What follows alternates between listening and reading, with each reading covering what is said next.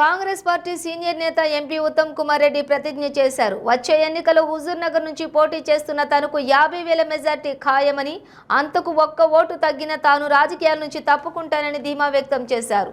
ఉత్తమ్ కుమార్ రెడ్డి సమక్షంలో పలువురు బీఆర్ఎస్ నాయకులు, కార్యకర్తలు కాంగ్రెస్ పార్టీలో చేరారు. ఈ సందర్భంగా ఆయన మాట్లాడుతూ కాంగ్రెస్ పార్టీలోకి వచ్చే వారికి సముచిత స్థానం కల్పిస్తామన్నారు. అందరినీ కలుపుకొని ముందుకు సాగి పార్టీని అధికారంలోకి తీసుకుని వస్తామన్నారు. తెలంగాణలో తాము అధికారంలోకి రాగానే ఇచ్చిన 6 గ్యారెంటీలను అమలు చేస్తామన్నారు. ఎమ్మెల్యే 300 ఎకరాలు సంపాదించారు అంటే మీకు ల్యాండ్ రికార్డ్స్ సాగిస్తాం. ఇది ఇటువంటి తప్పుడు ప్రవర్తన, ఇటువంటి అవినీతి, ఇటువంటి దౌర్జన్యం, ఇటువంటి కళ్ళు నెత్తికెక్కిన పోకడ హుజూర్ నగర్ ప్రజలు సహించరు. ఈ రౌడీజం ప్రోత్సహించడం, ఇది రౌడీజం అండ్ పోలీస్ మిస్యూజ్ రెండు కంబైన్ చేసి చేస్తున్నవాడు. ఇది అసలు అందుకోసమే ఈ 2 నియోజకవర్గాల్లో ఒక వెల్లువలాగా, ఒక విప్లవం లాగా మెయిన్ పర్సన్స్ టిఆర్ఎస్ లో అసలు మొత్తం కూడా రాజీనామా చేసుకోవాలని చేస్తున్నారు. వాళ్ళేమో కొంత 100 రూపాయలు 200 రూపాయలు ఇచ్చి కన్ను వస్తుంది కొంతమంది. మేము చెప్పిన వాడు ఇక్కడ కానీ అక్కడ కానీ sitting municipal chairperson, sitting market committee chairman, sitting municipal counsellors, 4 సార్లు ఎమ్మెల్యే చేసినాడు, మార్కెట్ కమిటీ చేసినాడు. అసలు టిఆర్ఎస్ పార్టీలో ముఖ్యులున్నటువంటి వాళ్ళందరూ కూడా ఇప్పుడు చేరేటోళ్ళు చేరుతున్నారు. తదిపోలందరూ కూడా మైండ్ లో ఉంది. కానీ వాళ్ళు ఏమనుకుంటారంటే ఇంకా ఇబ్బంది పెడతారేమో అటే ఉండి విసారం చేస్తూ ఉంటారు.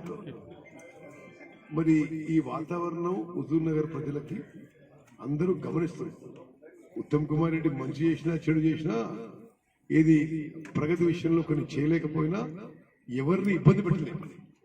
నేను ఉమ్మడి ఆంధ్రప్రదేశ్ లో రాష్ట్రాన్ని నడిపించిన కేబినెట్ మంత్రిగా ఒక్కసారి కూడా ఒక్కరోజు పొజిషన్ ఫోన్ చేయలేదు.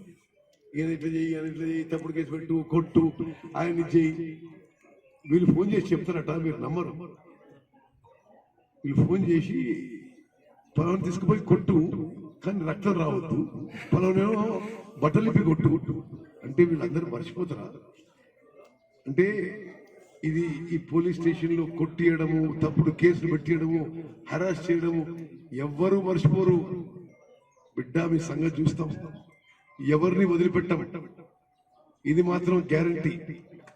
మీరు ఇది ఈ తప్పుడు పద్ధతులు మానుకోవాలి. ఇప్పుడు కూడా బెదిరింపులండి, ఇప్పుడు కూడా బెదిరింపులు. అసలు అయిపోయింది. Bye bye KCR, bye bye silent time వచ్చింది. ఇప్పుడు ఈ టైంలో కూడా బెదిరింపులు అంటే అసలు ఏమనుకుంటున్నారు మీరు? విలేకరు మిత్రులారా, ఆ భూములు సేకరించింది నేను, ఆ భూములు ప్లాట్ చేసింది నేను.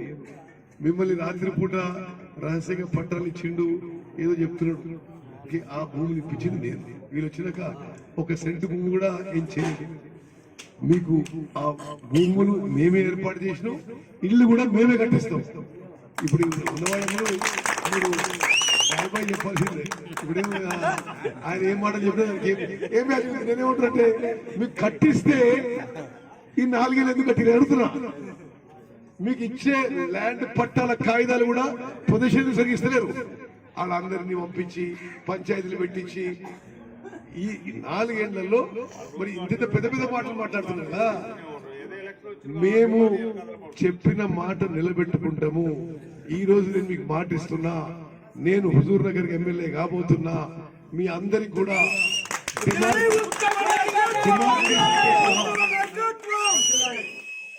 నేను కలెక్టర్ అడిగితే ఏముంటుంది సార్, ఇలా కాగితాలు ఇస్తుంది పంట ఇస్తుంది కదా, పొజిషన్ అయితే ఏముంది అప్పుడు పొజిషన్ అప్పుడు మనం మాట్లాడదాం.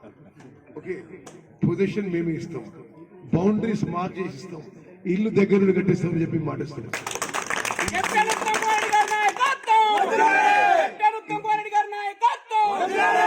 ఇంకోళ్ళు చెప్పే మాటలు పుట్టి మాటలే. ఓకే, అది నీటి మీద రాతలు, దానికి ఏం ఇది లేదు.